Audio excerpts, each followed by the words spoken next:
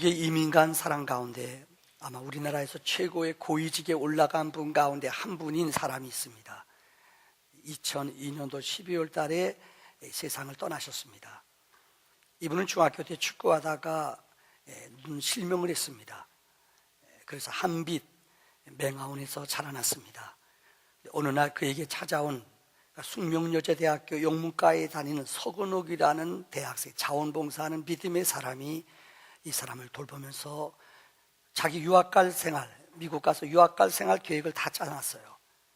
하나님이 그의 마음을 움직여서 이 학생, 자기보다 어린 학생이죠. 이 학생을 위해 자기 삶을 포기하고 함께 유학을 떠납니다. 그 청년은 공부해서 피츠버그 대학에서 교육학을 박사를 받았습니다. 미국의 대학교 교수로 있었습니다. 교회에서는 장로, 가족은 권사였습니다. 이 두 아들, 그분에게는 두 자녀가 있었는데 이 아들이 자기 아버지가 실명하고 어렵게 사는 것을 알고 이 폴 강이라는 아들은 아버지를 위해서 내가 안과 의사가 되어서 아버지를 고쳐주자, 이 꿈을 갖고 진짜 의사가 됐습니다. 둘째 아들 크리스탈 강은 아버지같이 연약하고 열악한 사람들을 도와주는 사람이 되자 그래서 그는 법률을 공부해서 변호사가 됐습니다.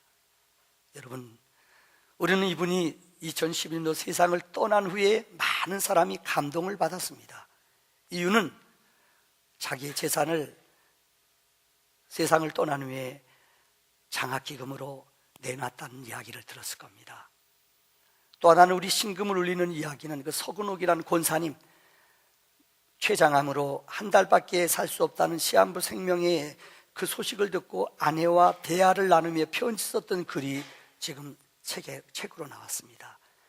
얼마나 부부간에 행복하고 사랑과 감동으로 정말 예수 안에 맺어지는 거룩한 만남과 축복이 얼마나 위대한 기적을 낳는지 아마 여러분 그 글을 지난번에 제가 한번 읽어드린 적이 있을 겁니다. 이분이 세상 떠났습니다마는 이분은 2001년도부터 2012년도까지 미 백악관에 장애자를 위한 자문, 차관보로 여기면서, 차관보라는 것은 대단히 높은 것입니다. 이분이 쓴 논문 가운데 이런 논문이 있습니다. 우리나라 유학 1999년도에 쓴 글이에요. 우리나라 유학생들이 미국에 유학 가는데 특별히 하버드 대학에 99년도에 놀라울 정도로 학생들이 자그마치 6% 아이들이 하버드 대학에 우리 교포 자녀들로부터 시작돼서 유학 간 자녀들이 6%, 이건 대단한 겁니다. 근데 이분이 연구를 했는데 충격적인 보고가 나왔어요. 그 유학생 6% 가운데 10명 중에 1명만 제 코스로 졸업을 하지 9명은 거의가 낙제를 하거나 애들이 열등생이라는 거예요. 애들이 꿈을 갖고 학교를 들어가는데 10명 중에 1명은 제대로 졸업하는, 나머지는 낙제를 하거나 뒤진다는 거예요. 그래서 왜 그런가 이분이 학생들을 만나 면담을 하면서 논문을 썼어요. 그 책의 내용은 다음과 같습니다. 애들이 학교 다닐 때 고1 애들한테 부모님들이 하는 말이 야, 3년만 참아. 3년만 지나면 끝이야. 고2한테 들려주는 이야기 뭡니까? 2년만 참으면 끝이야. 고1들 있습니까? 고3 있습니까? 얼마요? 1년만 참으면 돼. 1년만 참으면 된대요. 여러분, 혹시 여러분은 자녀에게 그런 말 하지 않습니까? 몇 년만 참으면 끝이야. 몇 년만 참으면 끝이야. 내 애들이 진짜 대학을 들어갔어요. 끝입니까? 우리가 아다시피 미국의 교육은 고등학교 때까지는 학과목이 적어요. 내 취미가 무엇이니 내 은사가 무엇인지를 배워요. 이제 대학 들어가면서부터는 아십니까? 1학년 때부터 본격적으로 코피 날 정도로 체력이 있어야 돼요. 진짜 공부하는 거거든요.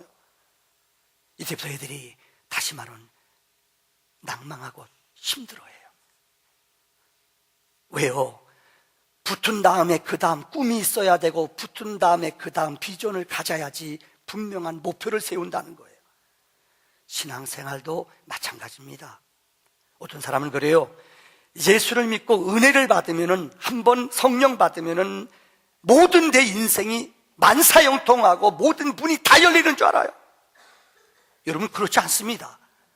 은혜 받고 예수 믿었다고 여러분들 어떻게 도깨비 방맹이처럼 여러분의 인생이 그냥 어려움도 없고 여러분들 고통도 없고 문이 확확 열리는 줄 압니까? 절대 그렇지 않습니다.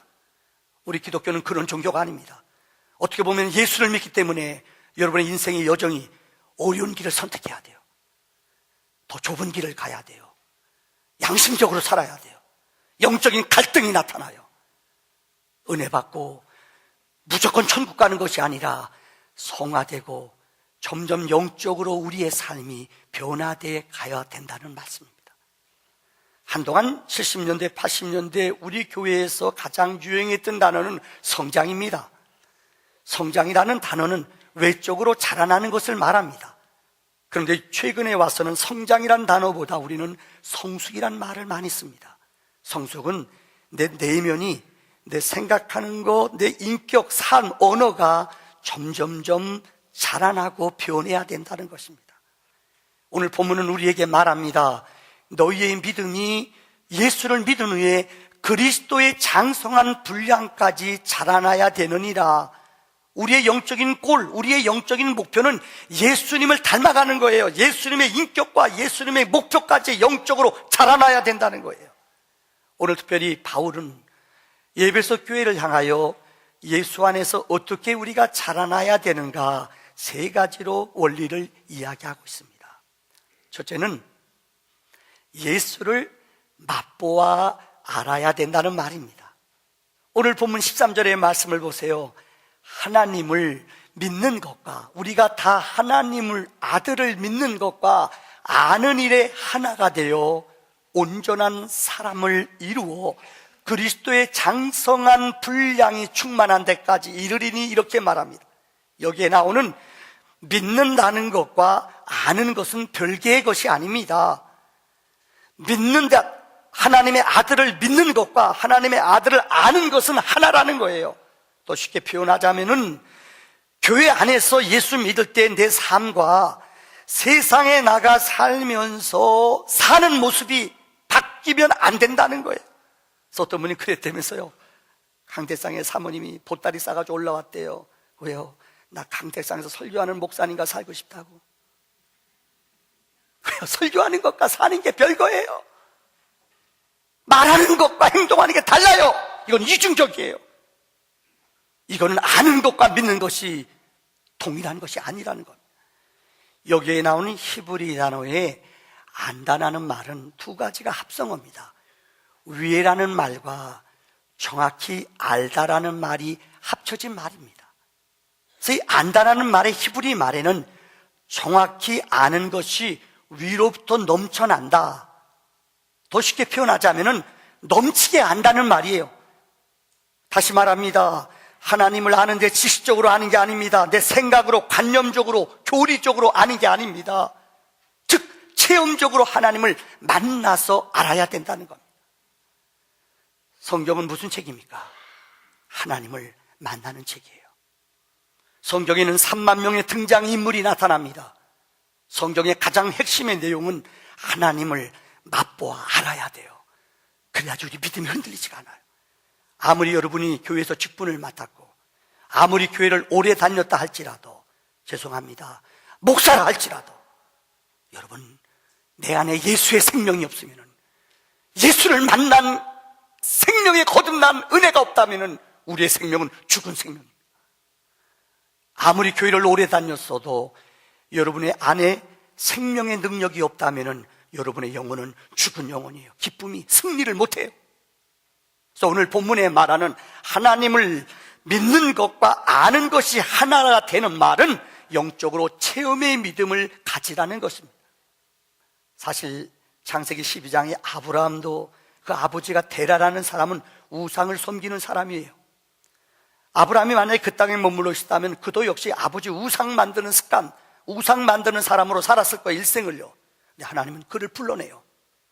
떠나라, 본토 친척 아비 집을 떠나라. 그는 아버지 모든 습관, 모든 것 다 버려버리고 갈대아 우르를 떠나 약속의 땅을 향하여 떠났어요. 그때 하나님을 만났어요. 모세도 마찬가지입니다. 80년의 인생의 여정을 살았지만은 그는 왕자로 미디안 광야에서 한 목자로 그냥 자라나 하나님을 알지 못했어요. 어느 날 하나님이 그에게 찾아와 말씀하세요. 모세야, 너 서 있는 곳 거룩한 땅이니 너 신 벗어라. 하나님을 체험해요. 호렙산에서 떨기나무가 불이 나는데 하나님의 영광을, 사명을 맛봐요. 하나님을 만나요. 하나님 말씀하세요. 너의 백성을 애굽에서 구하라. 그는 하나님을 구하는, 백성을 구하는 하나님의 체험자가 돼요. 요한복음 4장에 보면은 한 여인이 나타납니다. 이 여인은 사마리아 여인입니다. 우리가 알다시피 이스라엘은 북쪽이 갈릴리, 남쪽은 유대, 가운데는 사마리아예요. 근데 교회 역사를 보면은 이스라엘 나라가 아수르라는 나라한테 점령을 당해요. 그래서 이 사람들이, 아수르 사람들이, 이 사람 장정들, 힘 있는 남자들은 다 그들을 포로로 잡아가요. 그 여기는 여성들만 남겨요. 근데 참 잔인한 것은 아수르 사람들이 그 남자들을 그 땅에 보내서 자폰을 하게 해요. 거기는 여자들을 겁탈을 해요. 그래서 아기를 낳아요. 이 잡족, 쉽게 말하면 이 혼혈아들이 누구냐? 사마리아 사람이에요.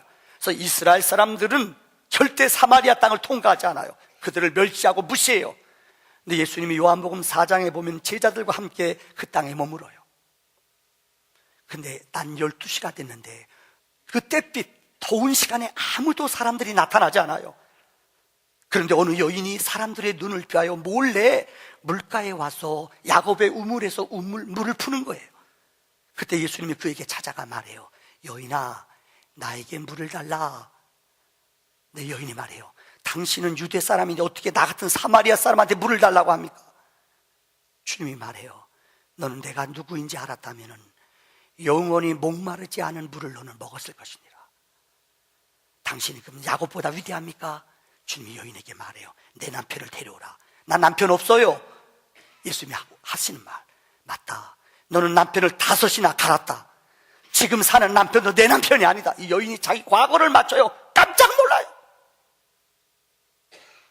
여인이 예수님의 말씀을 통하여 은혜를 받아요. 주님을 만나요.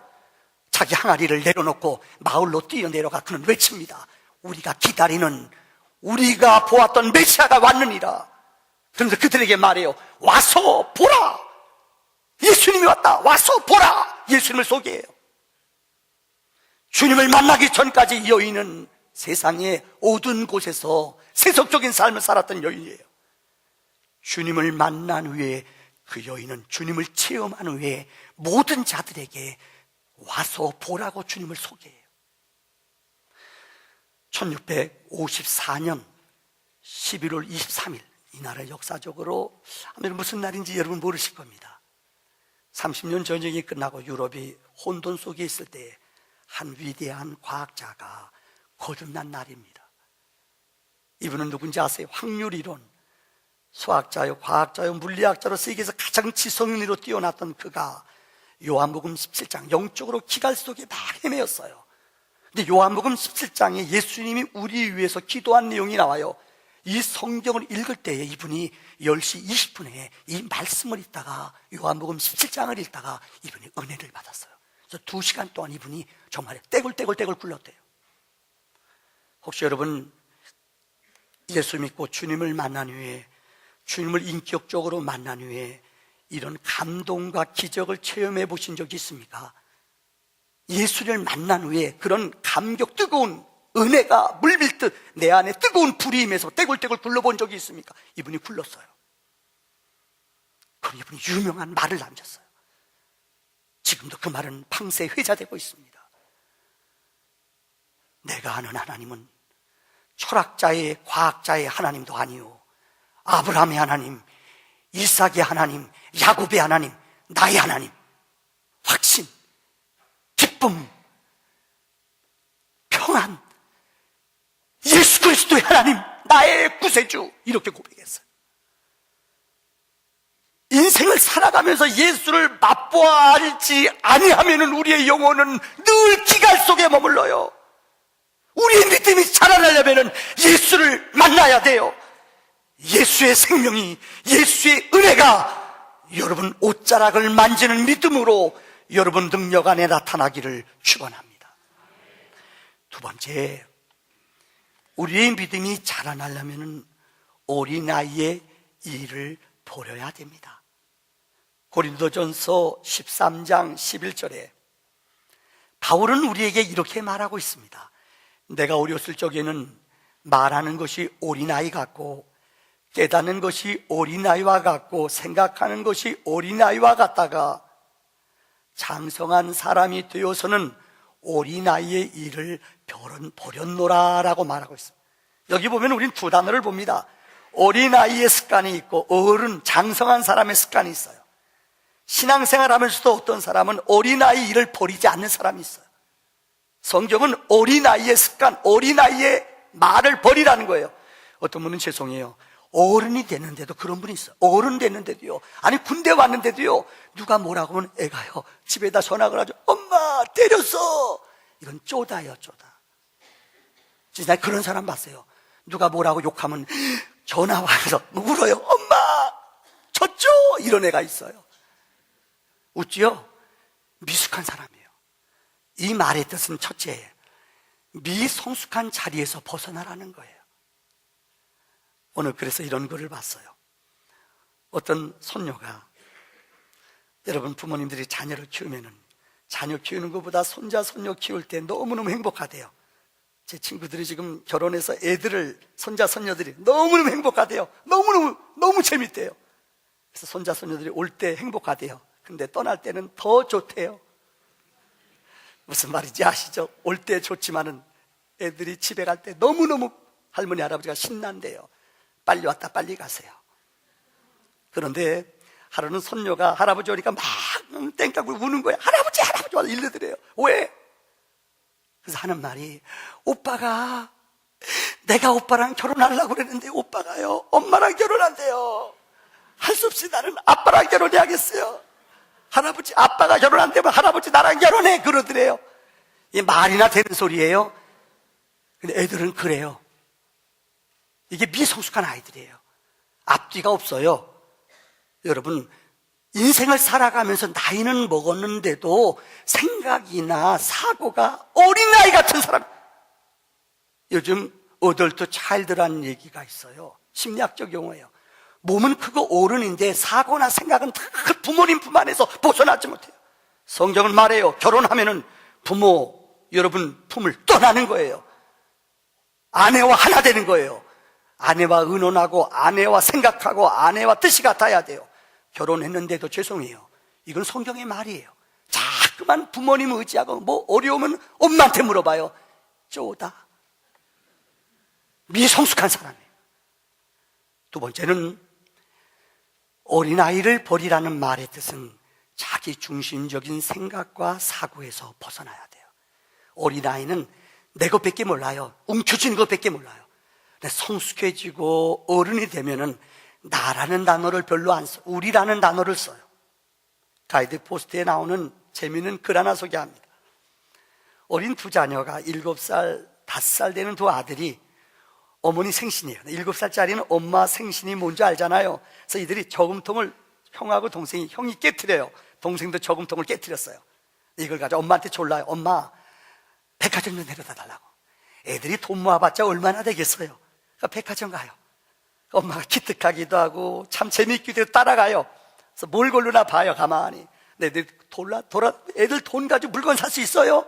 근데 큰아들이 뭘 사놨더니 루즈를 사는 거예요. 루즈가 비싸요. 그러니까 가니까 도저히 자기가까지 안 맞아요. 그러니까 옆에 세일하는 거 있잖아요, 그거요. 그죠? 세일하는 거 가격에 맞춰 사요. 엄마가 보니까 너무너무 촌티 나는 거예요. 애는 행복해요. 여기까지는 이해가 돼요. 둘째 5살짜리 아이가 자기 통장 깨가지고 엄마 선물 사러 갔어요. 어디로 가는 줄 알아요? 장난감 사에 가서 총을 샀어요. 그것도 세일하는 거, 싼 거. 이해돼요. 우리들의 모습이 그래요. 생일 선물은 어머니가 기뻐하고 어머니가 좋아하는 걸 드려야 돼요. 근데 이 아이들은 5살짜리, 7살짜리 아이들은 내 생각, 내 선물, 내 머리로만 선물을 사는 거예요. 여러분, 신앙생활 하면서 우리 그러지 않아요? 하나님과 전혀 상관없어요. 내 생각, 내 고집, 내 방법이 있어요. 내 답이 있어요. 하나님 필요 없어요. 이렇게 응답, 하나님 끌어와요. 이게 하나님 뜻이라고 그래요. 믿음은 내 생각, 내 경험은 내 뜻을 포기하는 거예요. 아버지 뜻과 아버지 약속 앞에 나를 온전히 드리는 거예요. 그럼 어떻게 어린아이를, 내 생각을 포기해야 돼요. 우리 영혼 속에 악한 영은 포기하지 마. 자꾸만 우리 영혼은 우리 속삭여요. 포기하지 말라고요. 네 고집, 네 생각 버리지 말래요. 아니에요. 십자가에 내 자신이 못 박혀 죽어야지만이 어린아이의 습관이 벗어지는 거예요. 세 번째는 어린아이는 잘 속아요. 오늘 본문 14절의 말씀을 보세요. 어린아이는 사람의 속임수와 간사한 유혹에 빠져 온갖 교훈의 풍조에 밀려 요동한다고 그랬어요. 애들이 왜 유괴를 잘 당하는 줄 알아요? 이유는 바로 어린아이기 때문에 그래요. 부모님이 얘기해요. 얘들아, 절대 누가 모르는 사람이 전화번호 가르치려면 가르쳐주지 마. 오라 그러면 따라가지 마. 근데 애들은 맛있는 거 주거나 달콤한 말 해주면 그거 알아요. 근데 달콤한 거 주거나 너무너무 그들에게 유혹하면 확 넘어가 버려요. 죄송해요. 어른이 되시면, 할머니, 할아버지 되시면 애들이 돼요. 그죠? 용서하세요. 그래서 어디에서 휴지 준다면, 그렇죠? 휴지 준다면 그냥 쫓아가가죠. 아죠? 요새 그런 사람 우리 교회는 없길 바래요. 아들 주머니에서 카드 빼가지고 가서 거기다 왜요? 이거 이렇게 긁고 물건 사면 박수 쳐주니까 좋아가지고 애들이 되는 거예요. 애들이요. 여러분도 어른 돼봐요. 속아요, 속아. 마귀는 우리를 속여요. 달콤한 말로 우리를 속여요. 애들은 잘 속아요. 제가 이름은 되지 않겠습니다만은 요즘 우리 아파트에 자꾸만 이단들이 돌아요. 그러니까 잠깐만 지라시 편지를 던져요. 이름은 만민중앙교회 이단이에요. 이단에도 많은 사람들이 모여요. 최근에 PD 수첩에도 얼마 전에 나왔어요. 이분이 미국에 갔다가 부흥회하러 갔다가 네바다에 있는 라스베가스에 갔어요. 이 습관이 없으면 여러분 라스베가스 가서 이거 땡긴다는 거 안 해본 사람은 못해요. 잘해요. 근데 이분이 가서 놀라지 말아요. 땡겨가지고 얼마를 잃었느냐? 3억을 잃었어요. 그게 내 돈이겠어요? 교인들 돈이죠. 이거 그러면 안 돼요. 신앙이라는 게, 믿음이라는 게 뭐예요? 우리 상식과 이성 이상이 돼야 돼요. 누가 봐도 상식밖에 이하, 이거는 교회법이 아니에요. 누가 봐도 상식 이상, 이성을 뛰어넘는 것이 신앙이지, 그 이하 것들 윤리적으로 도덕적으로 잘못됐다, 이건 잘못된 믿음이에요. 이거 누가 사진 찍어서 이게 떴어요. 아마 여러분들 뉴스에도 나왔을 거예요. 근데 이분이 하는 말이, 그 주일날 교회 가서 설교하니 더 과간이에요. 여러분, 우리 교회가 교회 지는데 빚이 많습니다. 주님 도와주시옵소서. 그런 마음으로, 믿음으로 땡겼대요. 근데 교인들이 전부 다 아멘 하면 그래요. 이게 정신이 있어요, 없어요? 죄송해요. 이게 속임수예요. 근데 영적인 사고는, 영적인 세계는 이성과 아무리 공부를 많이 하고 스펙이 있고 능력이 있어도 영적인 세계는 아세요? 마귀가 우리를 속이는 데서는 다 넘어가 버려요. 신천지 교리 정말 이해가 안 돼요. 이만희 씨, 이건 정말 죄송해요. 신학교도 안 나왔고요. 박태선한테 배운 교리 똑같은 거예요. 10년 동안 그 밑에 쫄병이었어요. 그거 갖다 써먹어요. 근데 이게 맥혀요. 왜? 영적으로 속아가는 거예요. 여러분, 마지막 때 영이라고 다 믿으면 안 돼요. 영을 시험해보고 믿으라고 그랬어요. 영적인 깨어 속임수에 넘어가지 않는 성도들이 되기를 바랍니다. 마지막 결론, 오늘 15절에 말씀해 보니까는 자라나는 사람은 사랑 안에서 행해야 된다고 그랬어요. 오늘 15절 말씀을 다 같이 읽어봅시다. 시작. 오직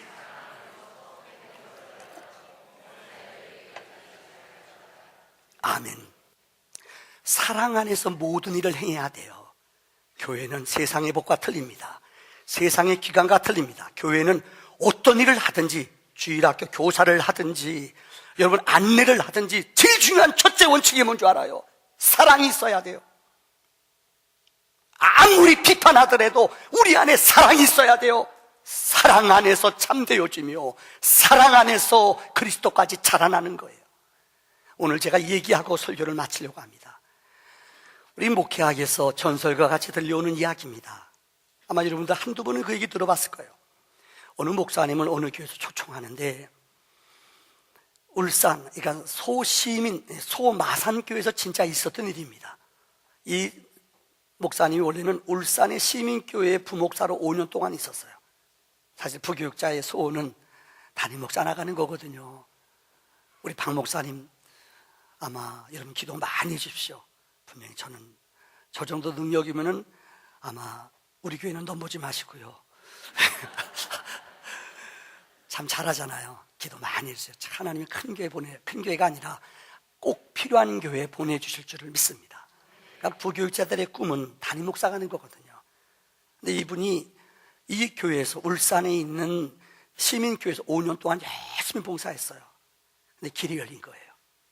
정말 자기랑 신학교 때 절친한 친구였는데 이분이 이 마산에 있는 소마산교회, 이름도 소마산교회의 친한 친구가 미국으로 유학 가게 됐어요. 미국에 이민 가는 길이 열려서 가게 됐어요. 그러니까 자기랑 신학교 때 친했던 친구인 정순행 목사한테 연락이 온 거예요. 야, 너 우리 교회 와서 선 봐라. 얼마나 기뻐요. 한 달 후에 와서 선 봐라. 이 친구가, 친한 친구가 소개해 준 거예요. 그러니까 떠나면서 이 교회 오라고. 얼마나 기뻐요. 근데 희한한 일이 벌어졌어요. 그 다음 날부터 이상하게 운동하고 집에 돌아왔는데 봤더니 자기 몸에 반점이 생기는 거예요. 그러니까 피부암이에요. 이상해서 병원에 갔더니 암이라는 거예요. 얼마나 낭망이 돼요. 그런데 암이 자꾸만 번지는 거예요. 그래서 그 설교하는 주일이 돼서 설교하러 갔어요. 누가 봐도 여러분 몸에 암이 번지니까는 모습이 나타나잖아요. 그러니까 설교는 듣긴 듣지만 사람들이 우리가 암 목사님 모실 필요가 있는가, 다 교인들의 마음이 떠났어요. 그리고 목사님 돌아갔어요. 이제 뭐 떨어진 줄 알겠죠. 근데 그날 저녁에 교인들이 모여서 그날 이렇게 교회 재직회를 하는데 모든 사람들의 의견이 죄송하지만 안 됐지만은 저분 우리 교회 모시면 안 되겠다, 다 이렇게 모아졌어요. 근데 그 교회에 정말 기도 많이 하시는 그 권사님 한 분이 손을 들더래요. 그러면서 이때가 마지막 한마디 얘기하고 싶다고. 저렇게 아프신 목사님을 우리가 돌보지 않으면 누가 돌볼 수 있겠습니까? 그러면서 저분의 설교는 어떤 목사님과 다릅니다. 왜요? 암이 걸려 세상을 내가 만약에 중병이 걸리거나, 여러분 오늘 내가 이 세상을 떠난다고 생각하면 그분의 메시지가 진지해지고 정말이에요, 의미가 있어요. 저런 비장한 설교를 우리가 어디서 또 들을 수 있겠습니까? 우리 교인들도 비장한 각오로 듣는 마음이 있지 않겠습니까? 만약에 우리가 저분을 우리 교회에서 택한다면 우리가 저분을 기도해주고 하나님 앞에 도움을 청하면 되지 않습니까? 얼마나 하나님이 기뻐하실까요? 이 얘기를 했어요. 근데 이 말을 듣던 사람들이요, 성령이 그들의 마음을 다 하나로 묶어주신 거예요. 성령이 역사한 거예요. 누구도 반대 의견 없이 통과가 된 거예요. 근데 이분이 이 교회 오세요 허락을 했어요. 근데 이분이 안 오는 거예요. 나에게 2주 동안 시간을 주십시오. 여러분, 부목사가 간이 보든지 제정신이 아니든지 날짜 정해놓고 오랬는데 이분이 안 오는 거예요. 2주 동안 시간을 달라는 거예요. 어디 갔나 했더니 기도원에 갔어요. 기도원에 가서 정순혜 목사님이 어떻게 기도했는 줄 아세요? 그분이 정말 하나님 앞에, 하나님 감사해요, 나 이 교회 가서 잘하게 해주세요, 이런 기도한 게 아니에요. 2주 동안 이분이 금식하면서, 암 걸린 분이 2주 동안 하나님의 금식하면서 이런 기도를 드렸대요. 하나님, 저 같은 암 환자를 초빙해 준 저런 교회 얼마나 아름답습니까? 저렇게 아름다운 교회 좋은 담임 목사님 보내주세요. 저 교회를 축복해 주세요. 2주 동안 내 병 낫게 해달라고 기도한 게 아니라 저 아름다운 교회를, 하나님 교인들의 소원을 아시는 하나님, 정말 좋은 목사를 보내주세요. 저 교인들을 축복해 주세요. 이렇게 막 부르짖으며 2주 동안 기도했대요. 근데 놀라운 일, 2주 만에요, 놀라운 일이 벌어졌어요. 하나님이 취해 주셨대요. 지금도 정순행 목사님이 그 소마산교회 담임 목사로 있대요. 여러분 얼굴 보니까 별로 아멘은 안 하네요. 내가 아파봤어야지 하지요. 전능자 하나님은 생명을 살리고 죽이는 분이에요. 우리 겉과 속 모든 생각까지 감찰하시는 분이에요. 여러분, 예수 그리스도의 생명이 있는 사람에게는 오늘도 우리에게 그런 기적이 나타납니다. 사업 때문에 낭망하고 힘들어하는 분이 있습니까? 여러분, 이 어렵고 힘들 때 온전히 무릎을 꿇으십시오. 전능자 하나님을 목숨을 걸며 부르짖어 보십시오. 죄송합니다. 우리 성도님 가운데 난 질병으로 병원에 입원한 분이 계셔요. 그냥 건강했어요. 근데 어느 날 몸이 마비가 와요. 병원에 갔더니 뇌경색이에요. 죄송합니다. 찾아갔어요. 내가 기도하는데 저도 울음이 나와요. 청천벽력 아니에요. 몸이 그 병원에서 그랬대요. 1시간만 늦게 왔으면 당신은 이쪽이 다 막혔대요. 다 막혔대요. 하나만 열려있대요. 이것까지 시간 지나면 막혀요. 분초를 다퉈요. 우리 교인들 가서 다 은혜 받았어요. 그래서 오늘 교회 나왔어요. 앞으로 계속 막혔으면 좋겠어요. 정신 차리세요. 막히기 전에 정신 차려야 돼요. 여러분, 전능자 하나님은 오늘도 우리를 도우십니다. 여러분에게 예수의 생명이, 예수의 보혈의 능력이 날마다 넘쳐나기를 주의 이름으로 축원합니다. 기도합시다.